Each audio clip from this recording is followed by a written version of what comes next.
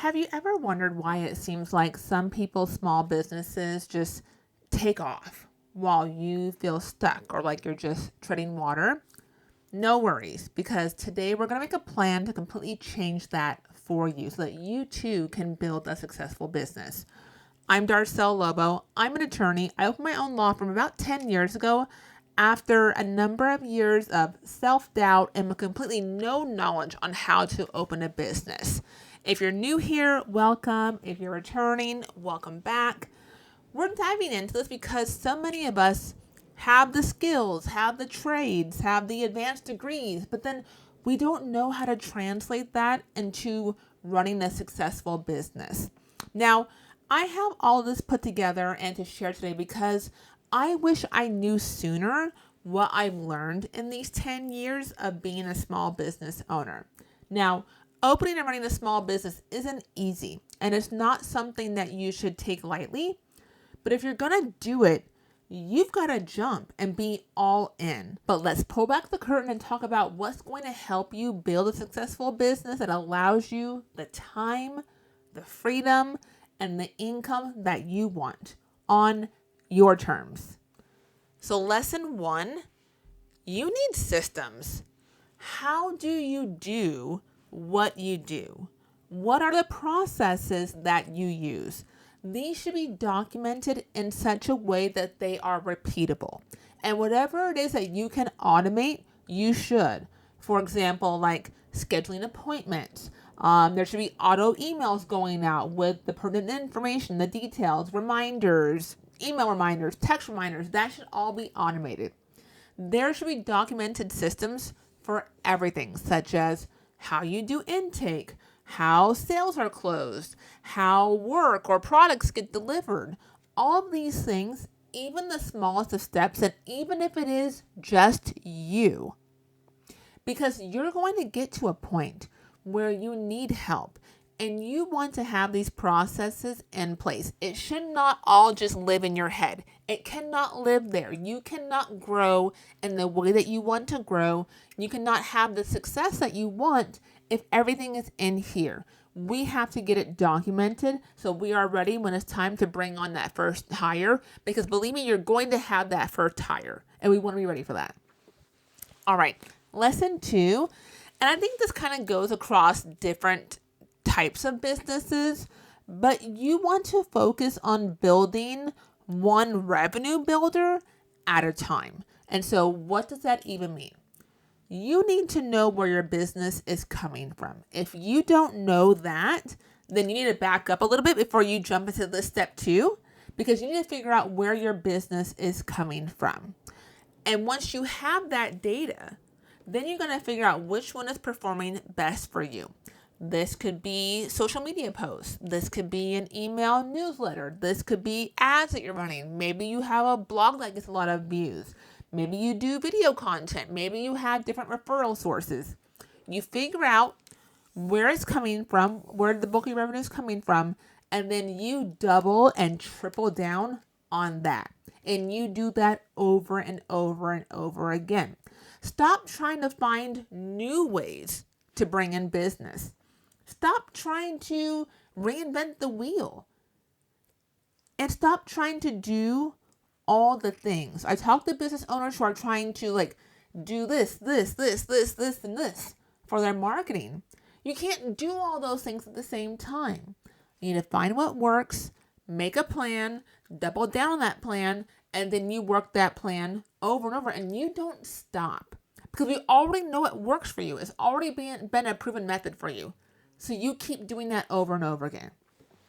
All right, lesson 3. This probably should have been lesson number 1, actually, because this one I find over and over again with my business owners, is that you have to stop being the bottleneck in your business. For so many of the business owners that I work with, and they're struggling with the bottlenecks in their businesses, they're usually the culprit. And we don't want to hear it. We don't think it. I know this has been true for me as well. That usually we are the problem and we have to get out of our own way. And a lot of my job and my consulting and coaching work is helping my business owners get out of their own way. Stop making things harder on yourself. Figure out where the bottlenecks are. Are you slow in getting invoices out? You need to get a bookkeeper today so you can start getting paid. Once you're getting paid more, you can afford to pay the bookkeeper, right? I mean, it all is overlapping and related.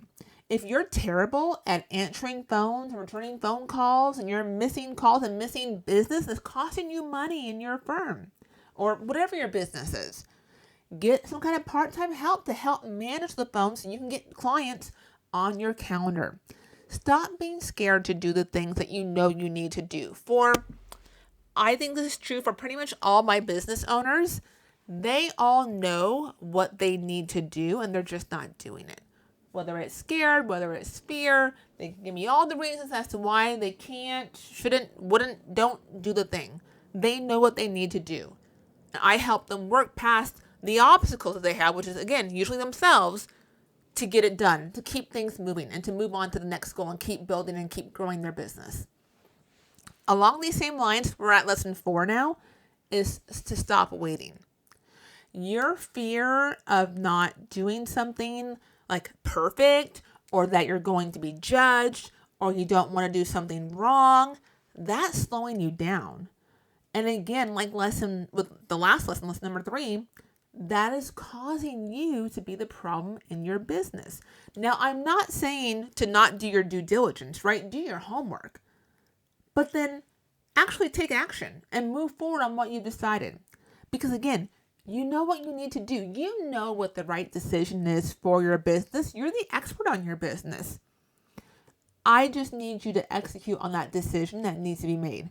Whether the decision is a yes or a no or whatever decision needs to be made, make the decision and keep it pushing. We keep it moving. We can't just stop and just stand and be unsure and be stuck in this uncertainty. You own the business. You're running it. So you've got to make the decisions, commit to the decision, and keep going. And sometimes you're going to make the wrong decision. Sometimes I have made the wrong decision. And as a small business owner, I get to course correct and pivot as I need to and still keep it moving. Like, not beat myself up about a mistake or the wrong decision on something. Or at least not for too long. Maybe I will for a little bit, but not for too long. Because again, like, I have overhead to pay. I have payroll to make. I have clients waiting on me. And I have income I want to earn. And so I can't be stuck in this uncertainty if I want to make all those things happen. And I think across all 4 of these lessons, there's a common theme. And what is the common theme? It's that we are at the center of a lot of our issues. We don't create the systems. We're trying to do so many things at once. We are the bottleneck. We are waiting and in this indecision and this uncertainty. These are all things that come down to you, right? So it's time for you to knock it off, get out of your own way, stop slowing down your business, and let's just go. Like, let's go. Whatever the decision you've made, let's commit to it. Let's go. We're moving. If this is a year you open your business, let's do it. If this is a year that you grow your business, let's do it. Like, make the decision that you're going to do it. Make the decision that you're ready, because being ready is a decision, not a feeling. And let's just go. So if you have any questions about these 4 lessons, as a small business owner, if you're an aspiring small business owner, leave them in the comments. I'm happy to respond and help as best I can. But just know that you have the ability and the capacity to do whatever it is that you're looking to do. I know this to be true. I have not met a business owner who didn't have the ability and capacity. It's just time for you to believe that it's true and for you to decide and act upon it. So that wraps us up. You know, I'm going to ask you to help me out with a like, with a subscribe, all the things. You know what to do. Push all the buttons, and I'll see you in the next video. All right.